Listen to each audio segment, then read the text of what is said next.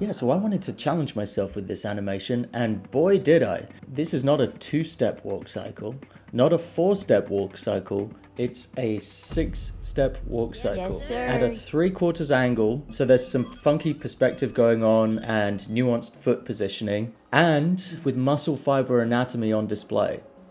And drenched in effects animation, but we'll get to that last step in an upcoming video. So this is the kind of thing that should make an animator shrink away and consider animating something else. It's up there. It's not at the top because that spot will always go to animating horses.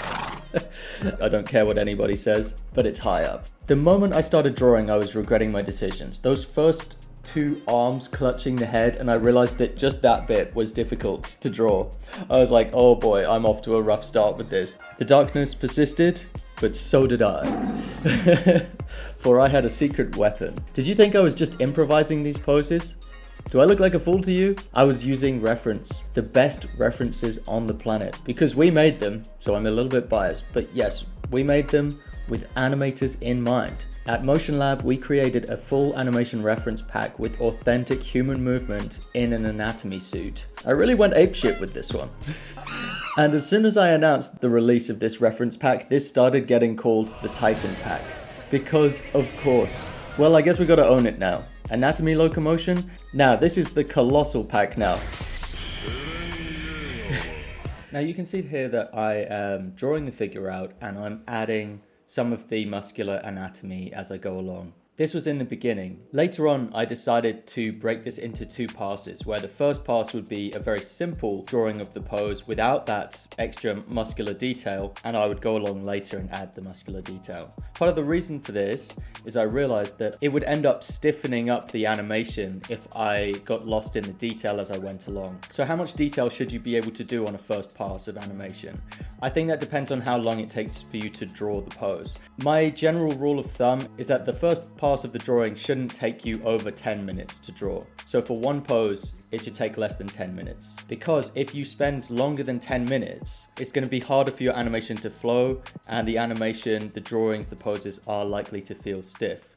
So that's something to keep in mind, because it's a bit like RAM on your computer. Your brain is holding memory of the frame you drew before this frame. And it's using that short-term memory to inform the drawing that you're doing now. So that's what gives my animation some of that natural flow from one pose to another. And you'll lose that if it takes you too long to draw a single pose. Normally when I do my reference drawing, the main thing at the front of my mind is the gesture, the energy running through the body, then the form and the perspective, then the proportions, and then anatomy.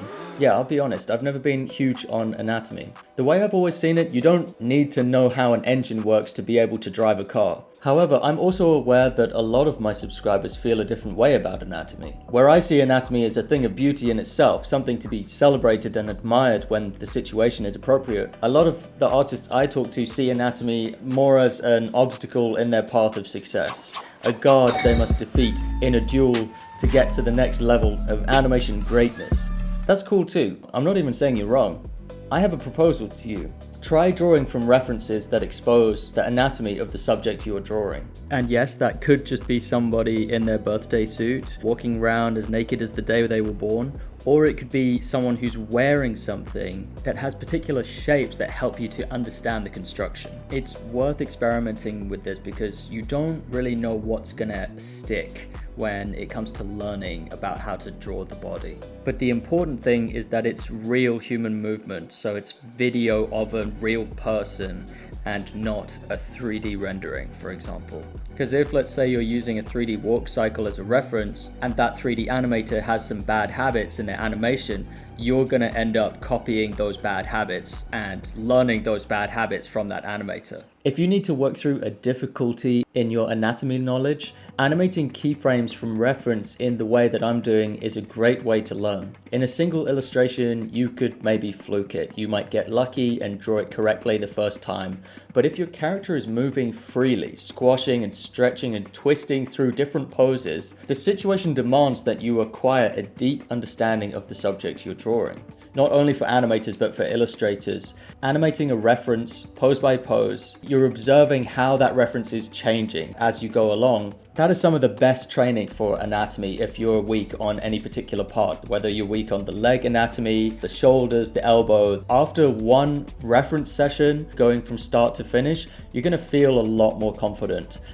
I was certainly feeling a lot more confident after this about, for example, the abs, the abdomen. That was something I'd never really looked into in great detail, but drawing out the actual muscle fibers, seeing how they stretched and squashed, it just gave me a lot of confidence. Meanwhile, I wanted to give you an update here. This is a live update. So I started in-betweening. You can see the yellow highlighted ones are in-betweens because I want to have the effects animation happen on 2s and not on 4s. So I in-betweened it.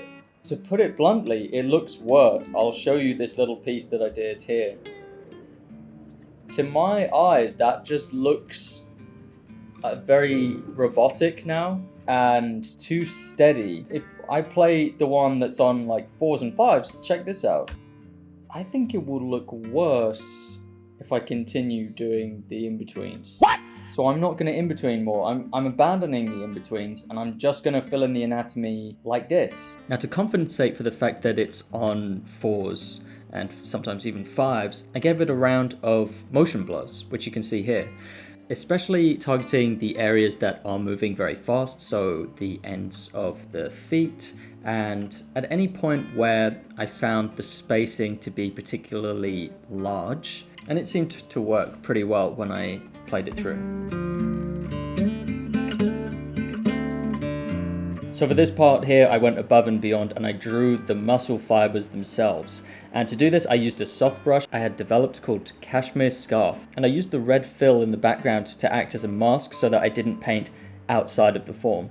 And as soon as I started painting the muscle fibers, I got this feeling in my stomach like, yikes, that looks painful. And that's how I knew it was working. So yeah, it ended up looking convincing. Obviously, this is one extra layer deep that you normally don't need to go through. And I do have a follow-up video for this one where you'll find out about the story behind this clip and what motivated me to animate it in the way that I did. So make sure you have notifications turned on for that one so you don't miss it. I could have made this animation easier on myself just by maybe changing the angle to just be a flat side angle, or just changing it to be a 2-step walk cycle instead. That would be 1/3 of the amount of frames needing to be drawn. And we have all of those different references inside this pack when you're deciding what to animate for your drawing session.